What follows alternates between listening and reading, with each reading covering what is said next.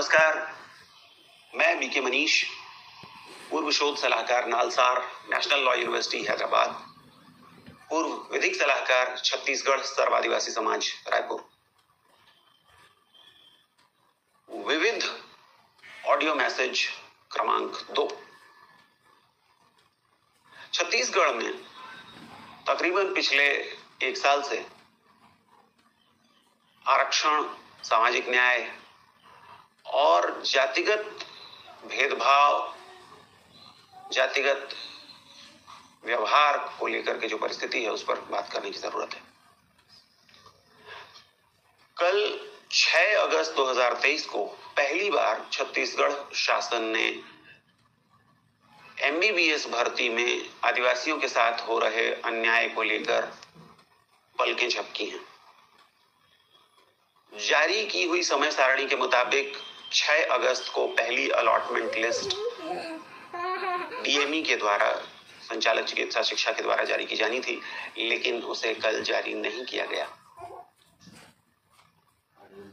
इसके 2 दिन पहले से सरकार का समर्थन करने वाले कुछ आदिवासी समूहों ने पहली बार विरोध प्रदर्शन किया है। भारत सिंह गुट सर्व आदिवासी समाज ने पत्रकार वार्ता की शनिवार को रायपुर में, और कुछ युवाओं के समूहों ने, जो कि वर्तमान सरकार की सभी नीतियों का समर्थन करते हैं और किसी भी तरीके से आदिवासी हित के मुद्दों पर चुप्पी बनाए रखते हैं जब से यह सरकार आई है, उन्होंने बूढ़ा तालाब में प्रदर्शन किया। अब एक रोचक स्थिति पैदा हो गई है। क्या भूपेश बघेल सरकार 16, 20, 14 का रोस्टर वापस लेने जा रही है?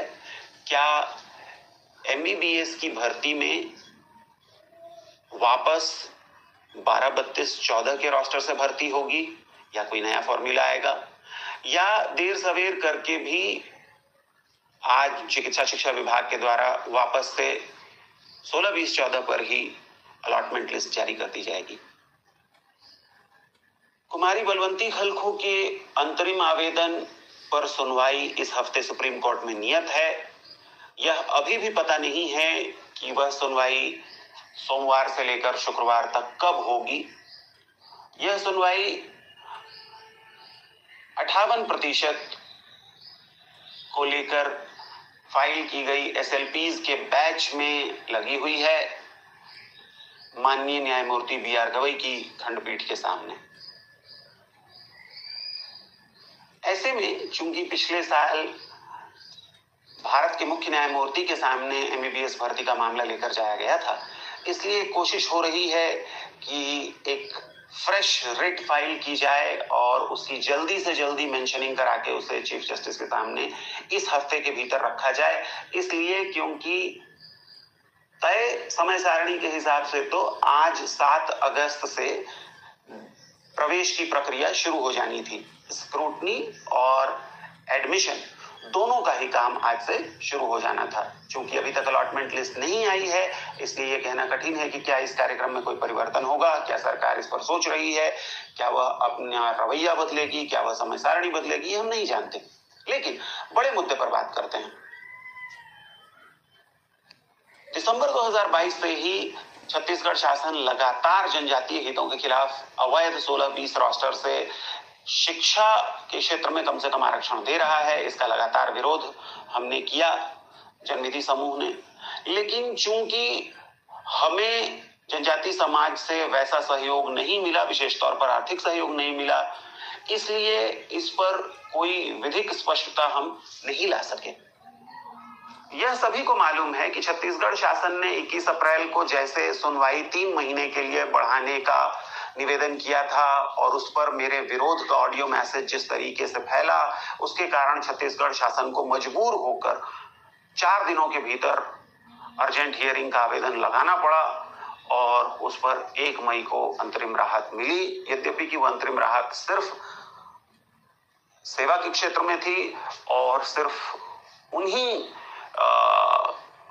विज्ञापनों के संदर्भ में थी जो कि माननीय उच्च न्यायालय का फैसला 19 सितंबर 2022 के आने तक जारी हो चुके थे।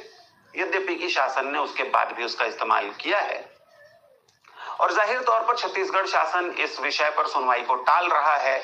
हर बार जब तारीख लगती है तो अगली सुनवाई का समय ले लिया जाता है। एक और मुख्यमंत्री जी कहते हैं कि राज्य के युवाओं का भविष्य संकट में है, लेकिन दूसरी तरफ वह इसका कोई रास्ता नहीं निकाल रहे हैं। आरक्षण का एक नया फॉर्मूला आज नहीं तो कल शासन को बनाना ही पड़ेगा। सुप्रीम कोर्ट में जो एसएलपी कुछ आदिवासी व्यक्तियों के लिए मैंने ड्राफ्ट करके फाइल की है, उसका उद्देश्य उन सभी एसएलपी से अलग है जो कि अन्य आदिवासी संगठनों ने पेश की है और जो छत्तीसगढ़ शासन ने पेश की है। मूल फर्क यह है कि हम अनुसूचित क्षेत्रों की जनजातियों के लिए विशिष्ट प्रावधान चाहते हैं। हम चाहते हैं कि यदि अनुसूचित क्षेत्रों की उपस्थिति के आधार पर 50% से अधिक आरक्षण को वैध ठहराया जाना है, उसका औचित्य दिखाया जाना है, तो ये बेईमानी नहीं होनी चाहिए कि उसका विशेष लाभ अनुसूचित क्षेत्रों को न मिले। ऐसा ही आदिवासी संगठन शासन के साथ मिलकर करने की साजिश कर रहे हैं। ये बेईमानी भरा तरीका है, ये बेईमानी भरा कदम है। लॉ के फील्ड में हम इसे मलिशियस प्रोसिक्यूशन कहते हैं, दुर्भावनापूर्ण प्रक्रिया। यदि आप 50% की सीमा को लांघना चाहते हैं और अनुसूचित क्षेत्र होने के आधार पर लांघना चाहते हैं, तो जाहिर सी बात है कि उसका कुछ लाभ अनुसूचित क्षेत्रों को अलग से मिलना चाहिए। पूरे राज्य के स्तर पर सिर्फ 32% आरक्षण दे देने से तो इसका इलाज नहीं होगा। अनुसूचित जाति और अनुसूचित जनजाति के जैसे ही अन्य पिछड़ा वर्ग के कुछ समूह पिछड़े हैं, गरीब हैं, यह अवैध तर्क है। इसे दर्जनों बार माननीय सुप्रीम कोर्ट ने खारिज किया है। आखिरी बार मराठा आरक्षण में खारिज किया था। तो भूपेश बघेल जी ने जिस तर्क के आधार पर 2 नए विधेयक पारित किए हैं वो जाहिर तौर पर अवैध हैं, उनको कभी वैध नहीं ठहराया जाएगा। यदि कभी उन पर राज्यपाल का हस्ताक्षर हो जाए तब भी। शासन एक तरफ सुप्रीम कोर्ट में 58% की वैधता के लिए चर्चा कर रहा है, झूठे ही तरीके से सही, अधूरे मन से सही, और दूसरी तरफ उसने बहुत अधिक आरक्षण के लिए विधेयक भी पारित कर रखे हैं और इसकी सूचना भी सुप्रीम कोर्ट को नहीं दी है। आदिवासी संगठन किस लालच में सरकार की साजिश का हिस्सा बने हुए हैं, यह बताना बड़ा कठिन है। जिन लोगों ने प्रेस वार्ता की है, जिन लोगों ने विरोध प्रदर्शन किया है बूढ़ा तालाब में पिछले 2-3 दिनों में, उन्हें बताना होगा कि आखिर पिछले 2 महीने से, जून के पहले हफ्ते से हमारे विरोध प्रदर्शन का वो हिस्सा क्यों नहीं थे। Hidayatullah national law university HNLU में 10 सीटों का नुकसान एसटी को हो गया और तब इनमें से किसी की भी जबान नहीं खुली थी। एमबीबीएस के लिए यही होने जा रहा है, इसकी सूचना कई बार दी गई थी। जून में इस पर खबरें भी छप गई थी। 15 जून को सुप्रीम कोर्ट की वेकेशन बेंच के सामने इसका जिक्र तक कर दिया गया था। सिर्फ और सिर्फ आर्थिक संसाधनों की कमी की वजह से हम इस पर वैसा नतीजा नहीं ला सके। रिसर्च एक जरूरी हिस्सा है कम से कम सुप्रीम कोर्ट और हाई कोर्ट की प्रक्रियाओं में, लेकिन उसके साथ कभी कभी वरिष्ठ अधिवक्ताओं की जरूरत पड़ती है। इस केस में इसलिए है क्योंकि बाकी सभी वर्ग आदिवासी हितों के विरुद्ध काम कर रहे हैं और कुछ आदिवासी संगठन भी सरकार का समर्थन कर रहे हैं, सरकारी पक्ष ले रहे हैं। आदिवासी हित की जो स्पष्ट बात है, अनुसूचित क्षेत्रों के लिए विशेष प्रावधान, उसके समर्थन में खड़े नहीं हैं। यह चिंता का विषय है। दूसरी बात कि तथाकथित सामान्य वर्ग या अनारक्षित वर्ग ने जिस तरीके का व्यवहार इसको लेकर के किया है, जब भी ये बात उठी है उन्होंने जनजाति हितों का विरोध किया है। परंपरा रही है कि अनारक्षित वर्ग हमेशा से आरक्षण का विरोध करता आया है। भारत के संवैधानिक इतिहास में आरक्षण के विरुद्ध सबसे पहला बड़ा मुकदमा मेडिकल पाठ्यक्रमों में प्रवेश का ही था। श्रीमती चंपकम दोराईराजन बनाम मद्रास राज्य। ऐसे में जबकि आज एससी एसटी ओबीसी का आरक्षण 0 है शिक्षा के क्षेत्र में, जो कि स्वयं छत्तीसगढ़ शासन ने मान लिया है 9 मई 2023 के अपने सर्कुलर के माध्यम से, तब अनारक्षित वर्ग इस बात का विरोध क्यों नहीं कर रहा है कि 600 से ज्यादा पद आरक्षित कर दिए गए हैं। बिना किसी वैध प्रावधान के SC ST OBC को आरक्षण क्यों दिया जा रहा है? ऐसा भी कहने के लिए अनारक्षित वर्ग तैयार नहीं है। वह किसी भी तरीके से प्रवेश हो जाए, किसी भी तरीके से नियुक्तियां हो जाएं, इस तरीके के अंधे उन्माद में काम कर रहे हैं। क्या प्रवेश मिल जाने के बाद, नियुक्तियां हो जाने के बाद वे किसी दूसरे ग्रह में जाकर पढ़ाई करेंगे और सेवा करेंगे? क्या उन्हें छत्तीसगढ़ में नहीं रहना है? क्या उन्हें अन्य वर्गों के साथ सहभाव, सद्भाव के साथ नहीं रहना है, नहीं काम करना है? एक दूसरे के प्रति इतनी कड़वाहट, कानून के प्रति, संविधान के प्रति ऐसी अवहेलना। हमने देखा कि सब इंस्पेक्टर भर्ती में शासन ने कितनी गड़बड़ियां की हैं। क्या उससे अनारक्षित वर्ग के अभ्यर्थी परेशान नहीं हो रहे हैं? क्या आरक्षण पर विधि सम्मत, संविधान सम्मत नया प्रावधान बनाने का जोर छत्तीसगढ़ के सारे युवाओं को SC ST OBC अनारक्षित का भेद छोड़कर नहीं करना चाहिए था? सिर्फ छत्तीसगढ़िया महतारी की फोटो लगाने से या मूर्ति लगाने से या अरपा पैरी के धार का गाना गाने से या गेड़ी पर चढ़कर चलने से तो छत्तीसगढ़ के प्रति प्रेम नहीं होता है। यदि आप छत्तीसगढ़ की जनता, छत्तीसगढ़ के युवाओं के समग्र हित के बारे में नहीं सोचते हैं तो आप किस किस्म के छत्तीसगढ़िया हैं? समय आ गया है कि हम शासन पर और विपक्ष पर इसके लिए दबाव डालें कि जिस तरीके की छोटी सोच के साथ ये काम लगातार किया जा रहा है उसको छोड़ा जाए। भाजपा के प्रदेशाध्यक्ष अरुण साव जी ने मेडिकल प्रवेश के मामले पर एक अदद प्रेस कॉन्फ्रेंस, एक विरोध प्रदर्शन तक नहीं होने दिया है। वो कौन सी दुनिया में जी रहे हैं? क्या यह बड़ा मुद्दा नहीं दिखाई देता? क्या यह राजनीतिक मुद्दा नहीं है? क्या यह चुनावी मुद्दा नहीं है? क्या यह जनहित का मुद्दा नहीं है? कांग्रेस के सभी विधायक, सभी सांसद, सभी मंत्री चुपचाप बैठे हुए इस अत्याचार को देख रहे हैं। कोई भी सामने नहीं आता, कोई भी मुख्यमंत्री का विरोध नहीं करता कि हम यह अत्याचार नहीं सहेंगे, हम यह अन्याय नहीं होने देंगे। लेकिन 15 विधायकों वाला विपक्ष भी अगर इस पर विरोध नहीं करेगा तो आप क्यों हैं राजनीति में? आप कितने दुष्ट, कितने मूर्ख हो सकते हैं? इस बारे में पूरे छत्तीसगढ़ को मिलकर सोचना होगा। SC ST OBC अनरिजर्व्ड की चिंता से ऊपर उठकर एक छत्तीसगढ़िया के तौर पर सोचने, आवाज उठाने और काम करने की जरूरत है। आखिर में तथाकथित नग्न प्रदर्शकों को 18 जुलाई से लगातार जेल में रखा गया है। इस समूह के लोगों ने मिथ्या जाति प्रमाण पत्र का मुद्दा क्यों उठाया यह हम नहीं जानते, इसलिए क्योंकि ये सभी के सभी सतनामी समाज से आते हैं। और यह बात सच है कि मिथ्या जाति प्रमाण पत्र का मामला तकरीबन 99% सिर्फ और सिर्फ आदिवासी चिंता का विषय रहा है। आज तक दलित बंधुओं से, दलित संगठनों से इस पर हमें कोई सहयोग नहीं मिला। इस विषय पर गौर करने वाले लोग अच्छे तरीके से जानते हैं कि इस पर भारत सरकार के DOPT सचिव के विरुद्ध मैंने अवमानना याचिका सुप्रीम कोर्ट में 2020 में दाखिल की थी, जिसकी वजह से भारत सरकार को अपना एक सर्कुलर वापस लेना पड़ा हलवा-कोष्ठी मामले में। इसी मामले में छत्तीसगढ़ शासन के सामान्य प्रशासन विभाग के सचिव कमलप्रीत सिंह के खिलाफ अट्रॉसिटी स्पेशल कोर्ट रायपुर में मनीष ठाकुर जी की तरफ से एक याचिका दाखिल की गई थी, जिसकी ड्राफ्टिंग मैंने की थी, जिस पर मेरा बयान भी दर्ज हुआ था।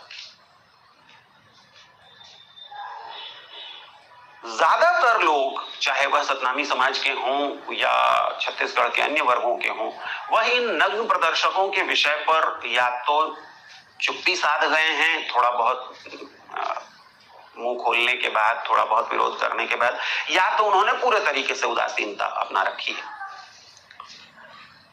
बहुत सारे लोगों का ऐसा मत है कि जो विरोध का तरीका था वो गलत था, इनकी कोई मदद नहीं की जानी चाहिए, इनको जेल में रहने देना चाहिए।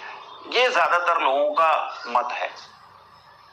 मैं ध्यान दिलाना चाहता हूं कि यदि हम संविधान के नजरिए से देखना बंद कर देंगे, यदि हम लोगों को, राजनीतिक कार्यकर्ताओं को अपनी निजी पसंद और नापसंद के नजरिए से ही सिर्फ देखेंगे, तो हम लोकतंत्र, संविधान, देश, राज्य, जनता किसी के हित में काम नहीं कर रहे हैं। विरोध करने का तरीका सही था या नहीं था, ये आपकी अपनी मानसिकता पर निर्भर नहीं कर सकता है। क्या वह संविधान के हिसाब से अनुमेय था या नहीं था, क्या वो परमिसिबल था या नहीं था, ऐसे ही देखना होगा। रायपुर पुलिस ने जिस तरीके से उन 29 प्रदर्शनकारियों का चरित्र हनन करने की कोशिश की है, उस पर अगर आप आज चुप बैठे हैं तो कल जब आपको कुचला जाएगा तो बोलने वाला कोई नहीं होगा। मैं इनमें से एक भी व्यक्ति को नहीं जानता, मैं इनके काम करने के तरीके के बारे में भी बहुत ज्यादा नहीं जानता, लेकिन मैं ये जानता हूं कि जो प्रदर्शन इन्होंने किया है उससे इन्होंने किसी भी कानून का उल्लंघन नहीं किया है। इनको जबरदस्ती विधि विरुद्ध तरीके से जेल में बंद रखा गया है। बदकिस्मती ये है कि इस समूह के कानूनी सलाहकार, इसके अधिवक्ताओं ने बहुत ही मूर्खतापूर्ण तरीके से बेल की याचिकाएं पहले न्यायिक दंडाधिकारी, जुडिशियल मजिस्ट्रेट और उसके बाद फिर अतिरिक्त सत्र न्यायाधीश के सामने पेश की, और हाई कोर्ट में भी शायद बेल एप्लीकेशन ही लगाई जा रही है। मैंने बार बार कहा था कि यह हैबियस कॉर्पस का मामला है, इसलिए क्योंकि जिन धाराओं का जिक्र किया गया है, इंडियन पिनल कोड की धाराएं 146, 147, 294, 332 और 353, और उसके अलावा इंफॉर्मेशन टेक्नोलॉजी एक्ट की धारा 67 क, इनमें से किसी के भी मूल तत्वों की प्रथम दृष्टया उपस्थिति कम से कम एफआईआर में तो दिखाई नहीं देती है। चूंकि इन सभी आरोपों में अधिकतम सजा मात्र 5 साल की है, जो कि 7 साल से कम है, इसलिए अरणेश कुमार बनाम बिहार राज्य में सुप्रीम कोर्ट के फैसले के मुताबिक इन्हें सिर्फ सीआरपीसी की धारा 41 क के तहत नोटिस देकर छोड़ दिया जाना चाहिए था, और उनमें से किसी को भी जेल नहीं भेजा जाना चाहिए था, इसलिए क्योंकि इन्होंने कोई हथियार लेकर प्रदर्शन नहीं किया था। इनमें से किसी के भी भाग जाने का कोई खतरा कम से कम कागज पर नहीं दिखाया गया है। यदि इन प्रदर्शनकारियों ने बहुत सोच समझकर काम नहीं किया, यदि इनके अधिवक्ता मूर्खता दिखा रहे हैं, तो क्या पूरे छत्तीसगढ़ समाज को सिर्फ इनकी नादानी और इनकी मूर्खता से नजरें फेर लेनी चाहिए? छत्तीसगढ़ में लोकतंत्र की स्थिति बहुत खतरनाक रही है, और किसी एक पार्टी, किसी एक सरकार की बात नहीं है। चाहे वह स्वर्गीय अजीत जोगी रहे हों, चाहे वो डॉक्टर रमन सिंह रहे हों, चाहे वो भूपेश बघेल जी हों, इन तीनों ही मुख्यमंत्रियों के शासनकाल में छत्तीसगढ़ में पुलिस ने सिर्फ अत्याचार ही किया है और कानून और संविधान के प्रति बहुत गहरी अवहेलना दिखाई है। लोकतंत्र के प्रति हमारी श्रद्धा होनी चाहिए, संविधानवाद के प्रति हमारा आग्रह होना चाहिए, और पार्टी हितों से, निजी स्वार्थ से ऊपर उठकर इसके लिए काम करना चाहिए। मैंने इन प्रदर्शनकारियों के संवैधानिक अधिकारों पर रायपुर के पोर्टफोलियो जज माननीय न्यायमूर्ति संजय के अग्रवाल जी को एक ईमेल लिखी थी, जिस पर हाई कोर्ट में एक नोटशीट चल रही है। लेकिन जरूरत है कि लोकतंत्र की रक्षा करने के लिए हम आगे बढ़कर एक पीआईएल, जिसमें हेबियस कॉर्पस और मैंडेमस और अन्य रिट का इस्तेमाल किया गया हो, वह उच्च न्यायालय में बिना किसी देर के लगाएं। इसलिए क्योंकि जैसी परिस्थिति दिख रही है, ऐसा तो नहीं लगता कि ये लोग 60 दिनों से पहले, या हो सकता है उतने में भी, बाहर आ पाए। हम इनमें से किसी से सहमत हो या नहीं, हम इनमें से किसी को पसंद करते हो या नहीं, लेकिन वह एक राजनैतिक प्रदर्शन करने के लिए जेल भेजे गए हैं। यदि हम मिथ्या जाति प्रमाण पत्र के मुद्दे पर भी जागरूकता नहीं दिखाते, यदि हम राजनीतिक प्रदर्शनों के अधिकार को बचाने के लिए भी जबान नहीं खोलेंगे, तो यह ईमानदारी का काम नहीं है, यह जनता के हित का काम नहीं है, यह संविधानवाद के हित का काम नहीं है। मैं आशा करता हूं, मैं अनुरोध करता हूं कि छत्तीसगढ़ के सभी जागरूक नागरिक, विशेष तौर पर युवा, एससी, एसटी, ओबीसी, अनरिजर्व्ड का भेद छोड़कर आगे आएं और इन तीनों मुद्दों पर खुलकर साझा सहयोग के साथ काम करें।